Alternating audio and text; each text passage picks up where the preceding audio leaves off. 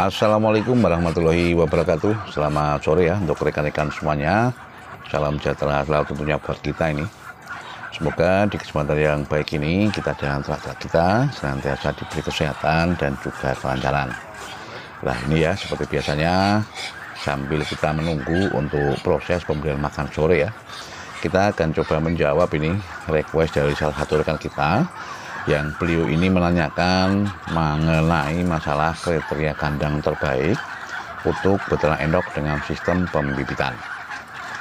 Nah ini ya nanti akan coba kita jawab ini tentunya sesuai dengan apa yang kita alami. Nah untuk beternak endok dengan sistem pembibitan ini ya rekan-rekan, memang masalah kandang itu juga merupakan sarana yang sangat vital sekali. Kenapa? Karena di dalam kandang tersebut ya merupakan tempat produksi dan juga tempat untuk menghasilkan DOE. Nah apabila untuk kandang ini ya masalah tingkat kenyamanannya tidak sesuai ya, tentunya juga hal ini akan berpengaruh terhadap masalah produksi dan juga perkawinan dari pejantan-pejantan kita.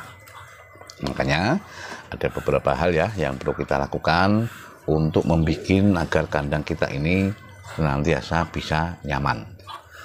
Nah yang pertama ya yang harus kita perhatikan bahwasanya untuk kandang ini janganlah terlalu sering untuk dimasuki oleh orang lain. Dalam artian kandang kita ini harus steril ya, dan kita hindari apabila ada orang lain yang sering berlalu lalang masuk kandang kita. Hal ini kenapa ya? Dikarenakan hal ini tentunya juga akan mengganggu ya untuk kenyamanan dan juga akan bisa meningkatkan stres pada indukan maupun pejantan. Tentunya hal ini akan berimbas masalah produksi ya, dan juga perkawinannya pun tidak akan bisa maksimal. Itu yang pertama. Yang kedua, untuk rekan-rekan semuanya yang mempunyai keinginan untuk beternak endok dengan sistem pembibitan, silahkan bikin untuk tempat petarangan senyaman mungkin. Nah kata nyaman ini ya tidaklah untuk kandang tersebut atau tempat bertelur itu ya harus terbikin dari barang yang mewah ataupun terbuat dari barang-barang yang mahal. Tentunya yang terpenting adalah tujuannya agar indukan tersebut bisa bertelur ya, dan juga mengerami dengan cara yang maksimal. Nah bagaimana caranya? Silakan untuk rekan-rekan semuanya ya bisa berkreasi membuat untuk tempat bertelur yang nyaman untuk indukan kita ini. Nah itu yang kedua. Yang ketiga nih ya untuk masalah alas kandang, silakan untuk rekan-rekan semuanya ya bisa menggunakan tanah liat saja. Tidak usah kita menggunakan cor ya atau paving ini, dikarenakan untuk imbasnya tentunya juga tidak bagus terhadap kesehatan pada endok-endok kita.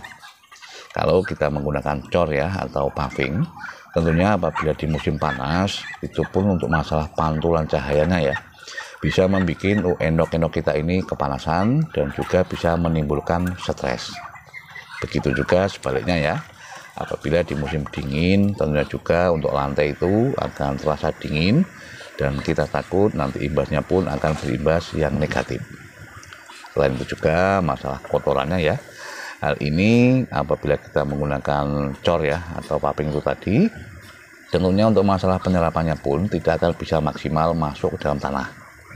Nah tentunya juga hal ini akan membuat kita ya senantiasa untuk membersihkan untuk kandang kita itu ya secara harian, dan hal ini akan menguras waktu kita dan juga menyita untuk kita melakukan perawatan yang lainnya. Nah itu ya untuk kendala apabila kita menggunakan cor atau paving. Nah yang kedua atau yang berikutnya ini ya, silahkan bikin untuk letak ya kandang kita ini posisinya itu agak condong lebih miring. Nah ini tujuannya kenapa ya, apabila nanti ada turun hujan, air itu tidak akan bisa menggenang ke dalam kandang kita. Tentunya dengan posisi yang miring tersebut ya, ketika ada air hujan otomatis airnya akan langsung bisa bablas keluar. Nah hal ini menghindari ya untuk genangan-genangan air yang ada di dalam kandang kita. Tentunya juga hal ini apabila terjadi ya akan mengakibatkan imbas yang negatif terhadap masalah kesehatan dari endok-endok kita itu. Dan ini sekalian saya sampaikan juga ya untuk rekan-rekan semua yang kemarin mengeluhkan mengenai masalah bau kotoran. Nah, kalau di kandang kami ini ya rekan-rekan semuanya, kita untuk mengurangi atau mencegah bau kotoran yang berlebihan, kita senantiasa memberikan untuk endok-endok kita ini ya dengan jamu probiotik. Jamu probiotik adalah dari bahan-bahan herbal ya, yang mana untuk kegunaannya selain sebagai penguat ya untuk imunitas, jamu probiotik ini bisa kita gunakan sebagai pengurang bau kotoran.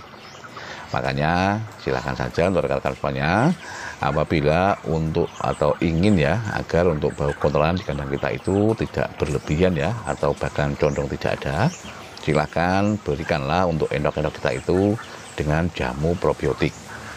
Berikan secara konsisten ya. Tentunya hal ini akan berimbas tidak adanya bau, atau untuk bau kotoran itu bisa kita atasi. Nah, silakan dicoba ya untuk rekan-rekan, dan nanti dibuktikan bagaimana hasilnya. Nah, selanjutnya ya, untuk kriteria yang lain yang harus ada ya, atau yang harus kita perhatikan di dalam beternak endok sistem pembibitan ini, yaitu dengan adanya kolam.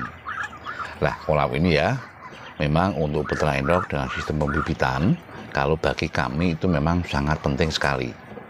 Nah, ini kenapa?